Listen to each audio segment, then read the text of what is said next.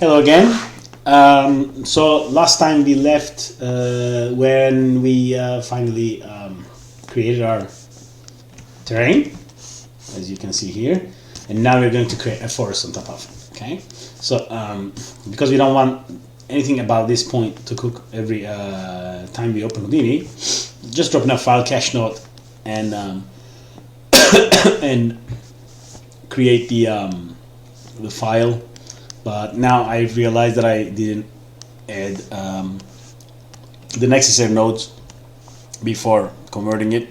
So now we need to go in and again create the scatter nodes, height field scatter, because we want to use the height field masks to drive our scattering. So I'm gonna hook it up and just wait because it needs to cook, and it's cooking now.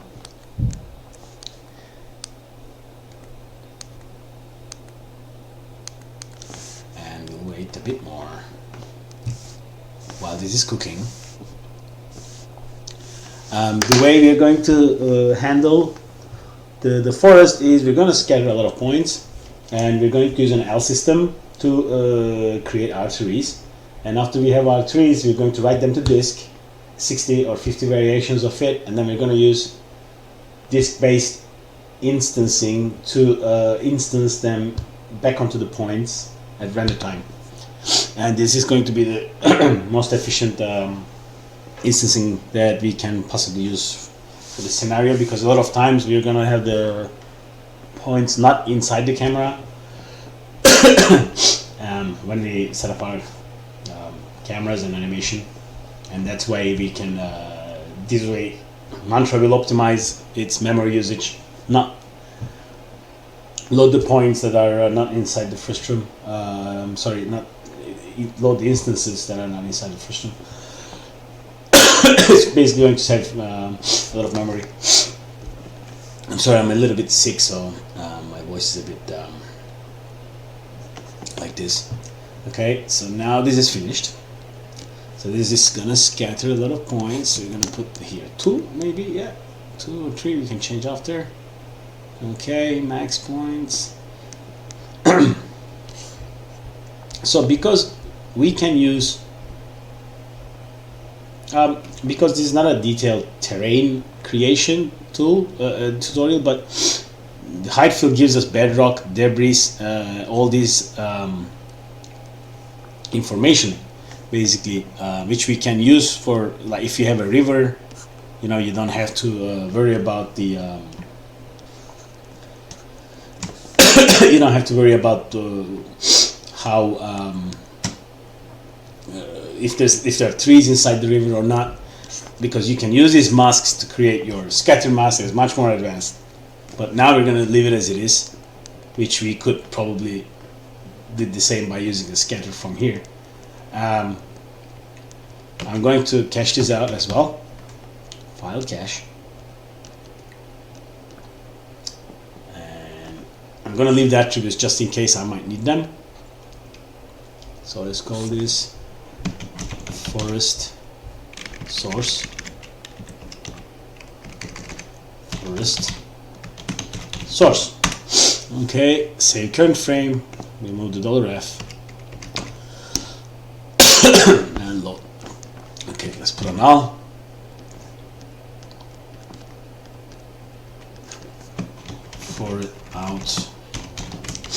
Forest PTC points. Okay. Let's go up. Let's create a new geometry node called vegetation. Oh. Let's name it vegetation. Let's go inside. Let's bring in our force points.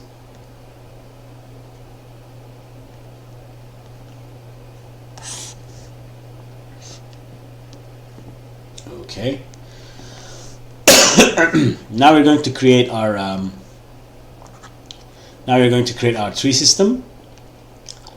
So in here we're going to drop an L system.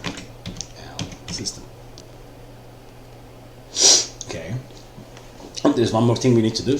So because this guy scattered points and doesn't care about this mask, the way the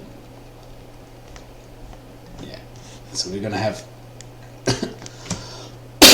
trees where we shouldn't have trees. So how do we deal with this? Possibly a few ways. Like everything else in Houdini, there are many ways to get things done. One of them could be doing an attribute transfer, but you know what? I want to close this geometry, see what it does. It's going to be a polyfill. It might take a few seconds. So anything? No. Okay. Let's wait a little bit. So we will bring this. We will convert this object to a volume with VDB from polygons, and then we're going to do a volume sampling to select and remove those points,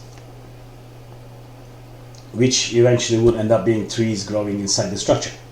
And the reason that I'm going to do this with an attribute wrangle, the volume sample, is actually, in my opinion, that is that is the fastest option. It's probably a good practice anyway. Okay, so oh, wow, this actually did better than I thought it would. Okay, let's call it. Okay, let's say VDB from polygons. Let's change this to something high because this scene scale is quite high. Let's make it density. Okay, that went through. No crashes. Okay, that's too big maybe.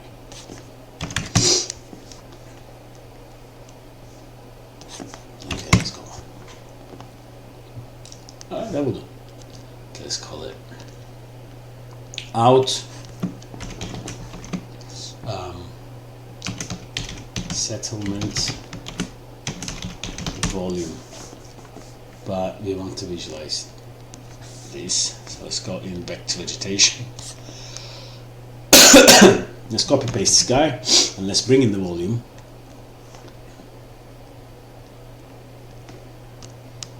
Okay, let's bring in an attribute wrangle in forest.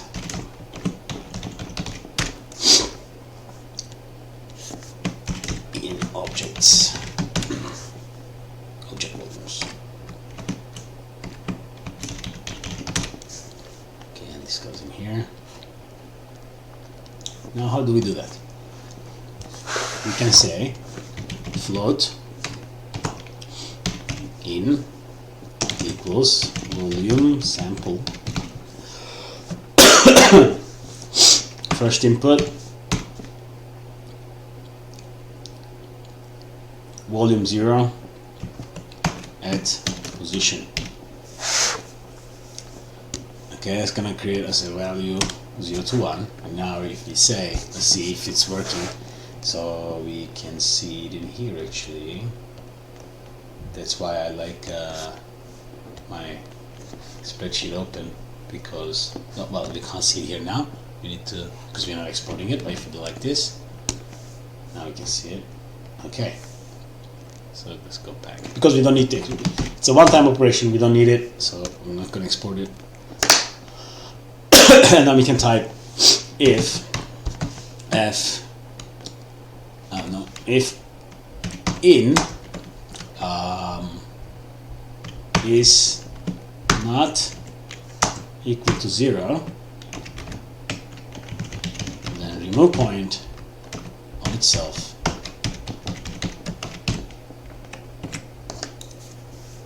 These points should disappear, and so they did. Okay, cool.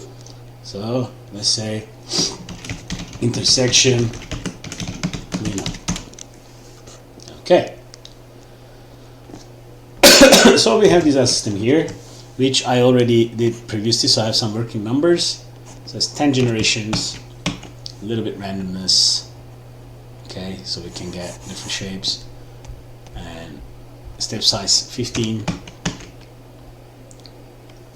I think that should suffice.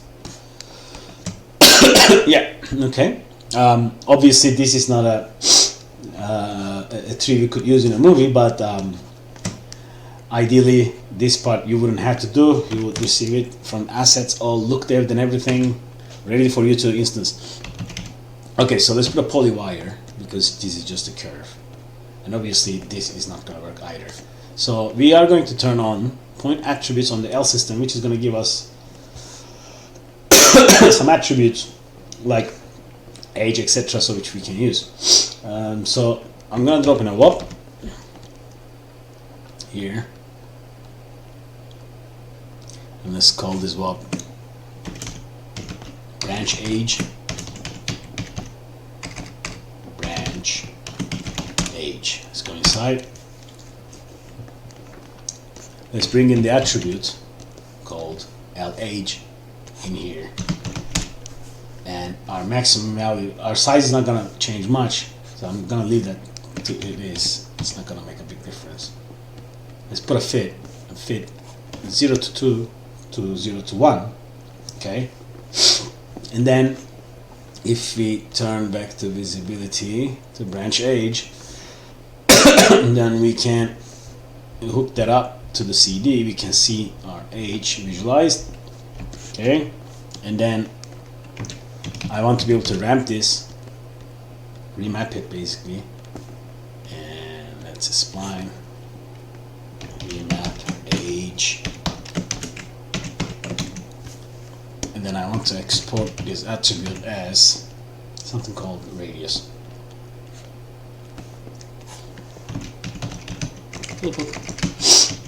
Okay. Now what I can do in the polywire is that I can just type here add radius, and it all went crazy because we need to change the shape of this, and this and is actually where the tree is old, so maybe something like that. Okay, so we have ourselves a tree. Let's do the cleanup.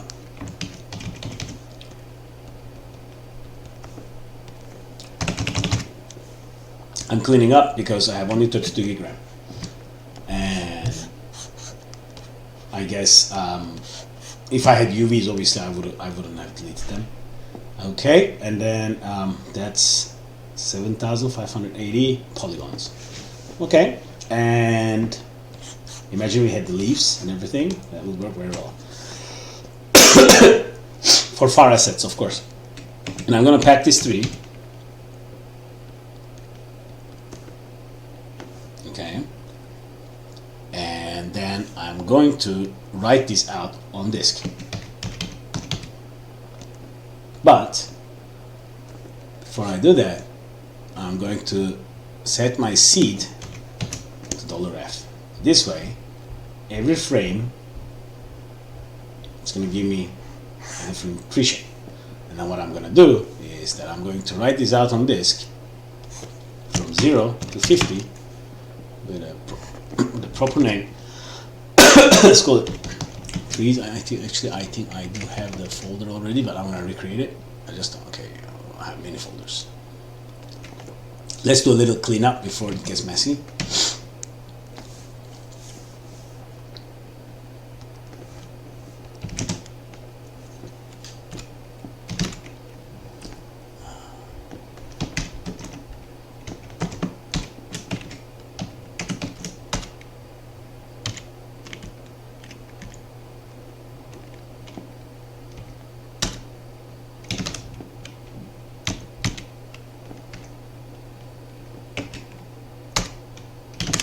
Okay, all cleaned up, good. Okay, so I'm just gonna call it tree library slash $f.pgo.sc, and I'm gonna write this to disk. So it's gonna write out 51 different trees basically. As you can see,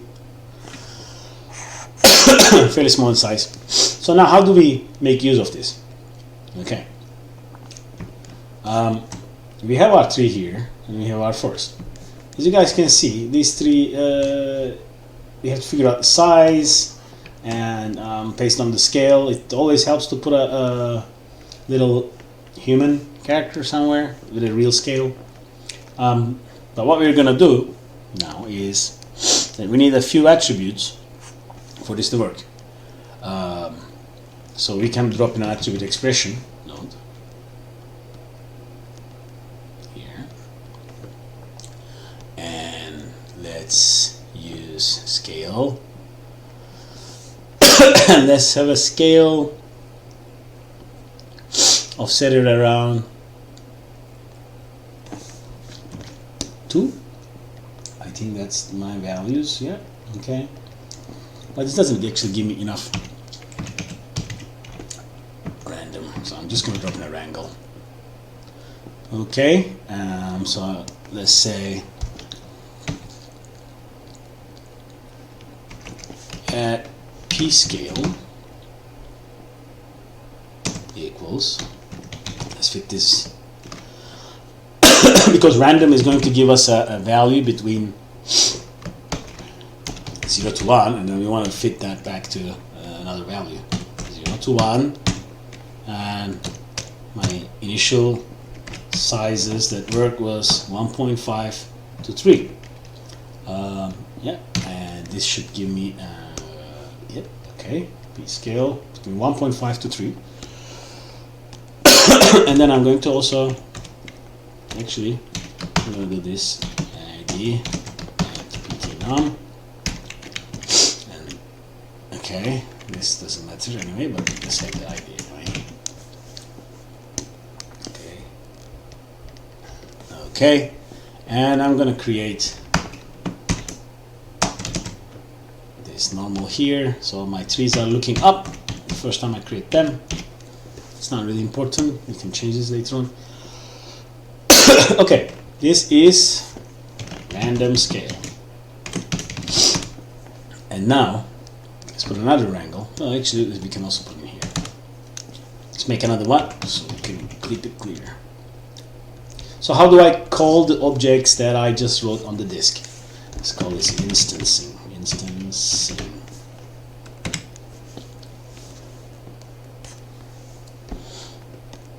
So I'm going to create a random number again. I'm going to create actually an attribute called object ID.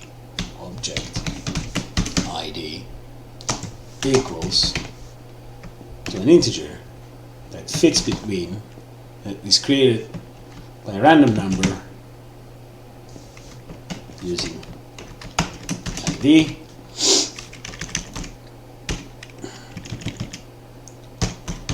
okay, and 0 to 50. We are missing something.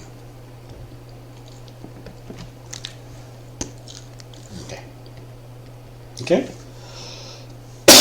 And now I'm going to create a string called instance file. And I'm going to use an expression called scriptf. This will allow me to change the portions of the script with attributes. So I'm going to go get this path, paste it in here, close it. So instead of $f, I want the ID to load the tree numbers, because by using the, sorry, I want the object ID to create the string instead of the current frame number. So what we need is, then I'm going to put a percentage sign s here, get out of the brackets, and then tell regex that I want to use, I want it to replace the string with this attribute. So if I go here now, if I expand that, that's what you'll see. Okay, and I have my files in there. And now what we can do is that basically this is what we should be rendering. Instanced points, and create a shopnet. Inside shopnet, create a point instance procedural, and now when you go outside to vegetation, go to geometry, and under the procedural shader, select this node which we created. On the vegetation, on the ShopNet, select it. Okay. And now if the path is correct, this should be working. And the way we can check this is that we can put up an instance sort, and change the name, here attribute name, to instance file, and we should have our trees. Oh, there you go. And this comes with the new option of Houdini 16.5, automatically replacing instances with boxes, which is pretty cool. And we have ourselves a forest. It's a bit too dense, I suppose, but yes, it's very dense. This is not for any. This will make a forest. So I guess we can go less points, but we're just going to leave it as it is now, because that's not the goal.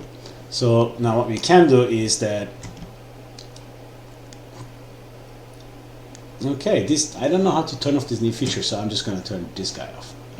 Okay, and let's go back to visualize our terrain as well, and we can go and create two materials which I have created here already. So it's a classic shader, it's the old one. It's for simple representation reasons. When it's now called trees, and the other things I changed is the diffuse color to something green, reflection base amount 0.6, the intensity 0.25. That's it. And then I have another classic shader that's a ground, that's named as ground. It has some noise. Make sure you turn off true displacements. This is just to create a noise on the like a bump map. And then surface 0.25, amount 0.6. Let's assign these. Okay, so we want, this is for the ground and vegetation. This is for the trees. Okay, and now we're gonna create an environment light, call it HDRI, and I'm gonna create a sun.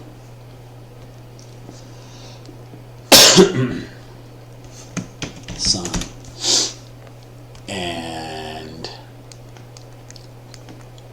there are some numbers I'd like you to enter. So for sun, on the rotation, transformation doesn't matter. 64, 126.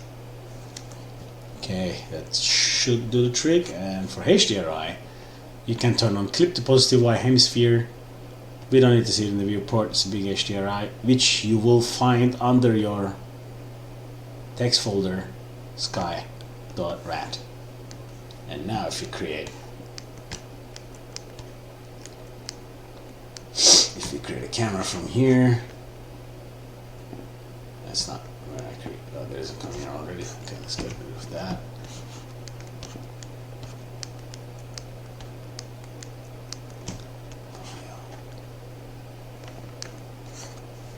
It's strange. Okay.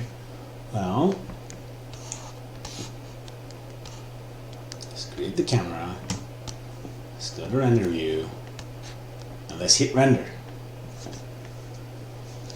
And we should have ourselves a green forest.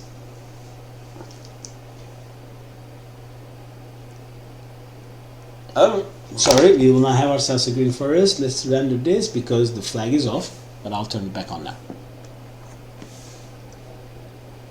But the noise map is working. Okay. So let's focus on this part maybe. Or maybe here, let me see. I'm just trying to get some nice color variation somewhere so we can see a nice area. Okay.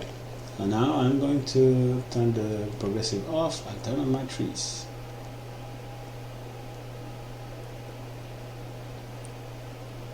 And voila.